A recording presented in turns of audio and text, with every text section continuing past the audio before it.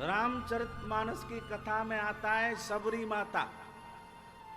ध्यान देकर के सुनना, क्योंकि रामचरितमानस शिव पुराण से जुड़ा हुआ शास्त्र है।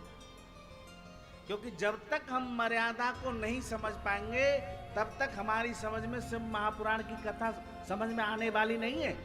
इसलिए बीच बीच में हम रामचरितमानस के प्रसंग आपको सुनाते हैं, बीच बीच में हम आपको भागवत के प्रसंग आपको सुनाते हैं, क्योंकि महाराज ये औगरदानी की कथा है, तो इसलिए बड़ी टेढ़ी मेढ़ी कथा है।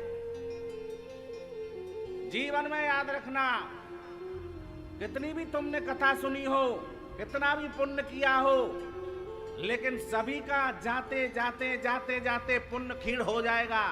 लेकिन शिव महापुराण की कथा ऐसी है जो इसका पुण्य क्षीण नहीं होता, वो शिव मेरा पिंडी के रूप में तुम्हारे साथ जाता है, तुम्हारे साथ। ये अद्भुत कथा है श्री शिव महापुराण की कथा। प्रेम से बोलो ना, श्री शिवाय नमस्तुभ्यम। सबरी माता महाराज, मतंग ऋषि की शिष्या थी सबरी। ध्यान दे करके सुनना, मतंग ऋषि की शिष्या सबरी। लेकिन आज देखो, सबरी का जब विवाह हो रहा था, आप सोचेंगे भैया मतंग ऋषि की शिष्या सबरी क्यों बनी? सबरी का जब विवाह हो रहा था तो सबरी भिल्ली जाति से है।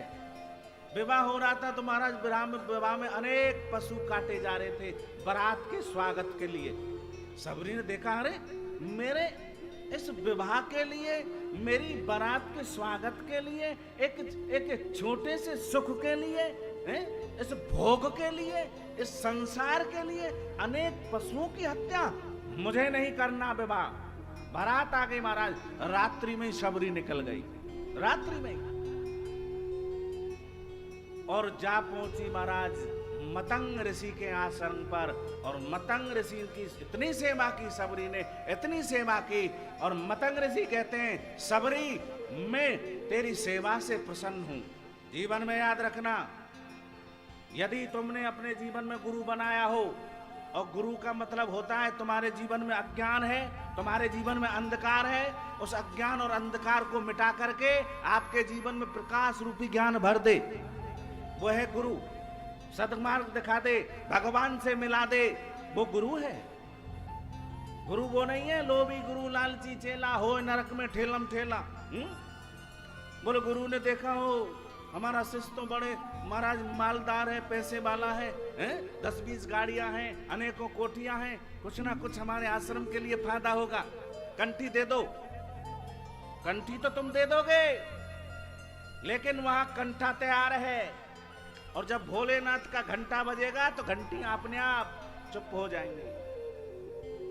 इसलिए गुरु कीजिए जान के और पानी पीजिए छान के।